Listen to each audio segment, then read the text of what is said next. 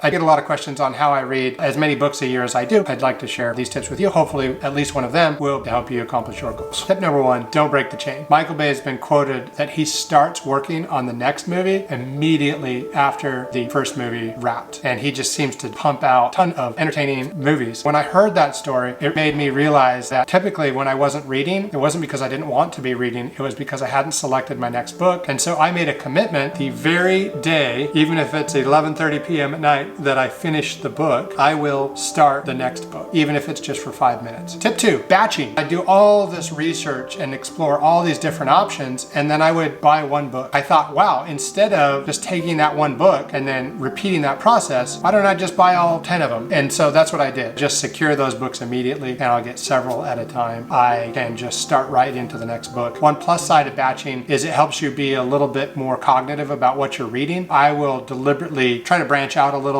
pick a mystery, pick a classic, pick a mix of different types of books that I really want to do, but maybe I don't necessarily feel like doing in that moment. And that sort of forces me to broaden my horizons a little bit at the same time. Use Goodreads. The moment someone recommends a book to me, I immediately pull it up on my phone, take a quick look at it, especially if it's a 4-star rating or higher, and this person is recommending it to me, it's likely to go into my want to read list. When I sit down to do my batching, I will have that in my list and I'll be able to go through those and I'll remember that and be able to put it down. Tip number 4, and this one's potentially controversial. Listen versus read. Some people, I generically say reading books, I should use something more vague like consume books. Let's just be facts, Jack. I would not be able to go through as many books as I do if I weren't listening. So I love to listen. 80% of my book consumption is listening and the other 20% is reading on any given year. For me, who's literate, I highly recommend listening. I like my kids to do reading, so as they're working through that and gaining those muscles and getting that ability to be great readers, I really support that. But once you're literate and you really up that curve, I highly recommend leveraging spaces in your life where you can't be looking at something, but you could be listening to something. So I use this on road trips. I use it every day for a commute.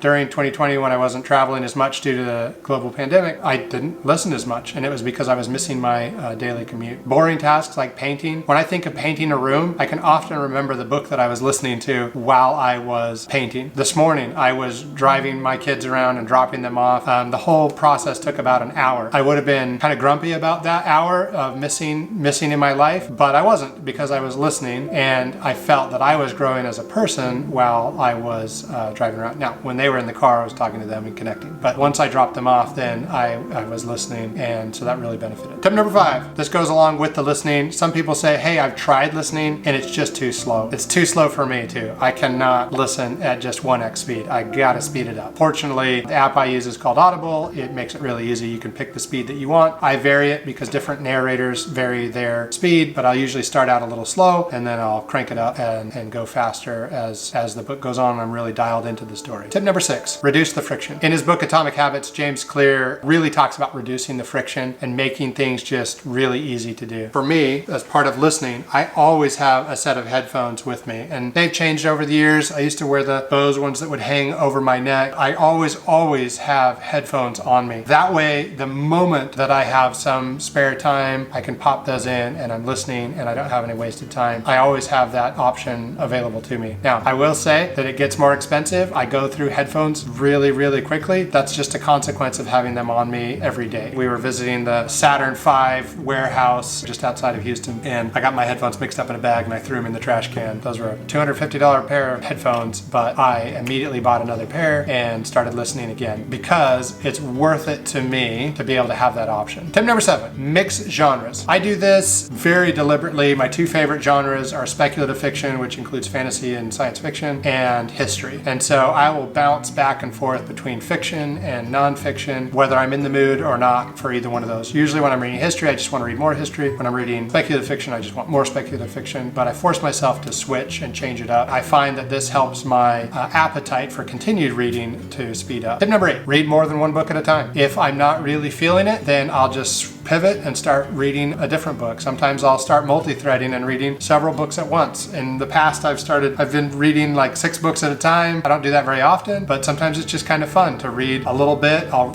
read a chapter from each book, and eventually one of them will really take off, and I'll finish that one, and then I'll start whittling the other ones down. I enjoy reading self-help, history, business books in the morning when I'm feeling a lot of energy, and then in the evening after a long day of work, I'll want a little bit more escapism, and I'll go for more of a speculative fiction. That's something that I do. I've had a friend who will sit there and he'll just bounce back and forth every day between the fun book and the beneficial book. I find for me it's kind of a morning and night. Tip number 9, read in more than one format. I already talked about listening. That's one format. Another format is read on your Kindle. I just like pulling it up on my phone and reading on my phone. If I'm standing in a line and it's boring, rather than scrolling, you can just pull up a book and read on your Kindle. I'm enjoying reading to my son at night. We'll grab a paper book and sit down and read that paper book. So different formats, different reasons, just mixing it up with the different format helps create a little variety. 10, join a book club. This one's interesting because I'm not actually a member of any book clubs, but my wife is a member of the book club, and she will start reading a book and be really interested in it, and she'll want to talk to me about the book. And so there's some positive pressure to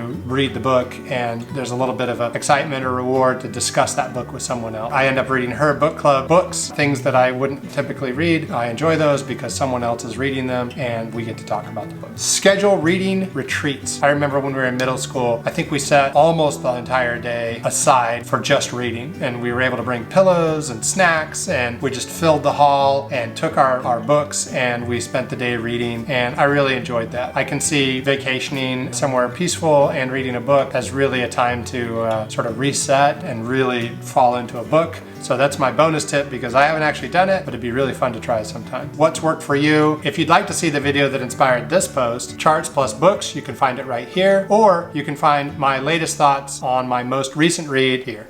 Thank you.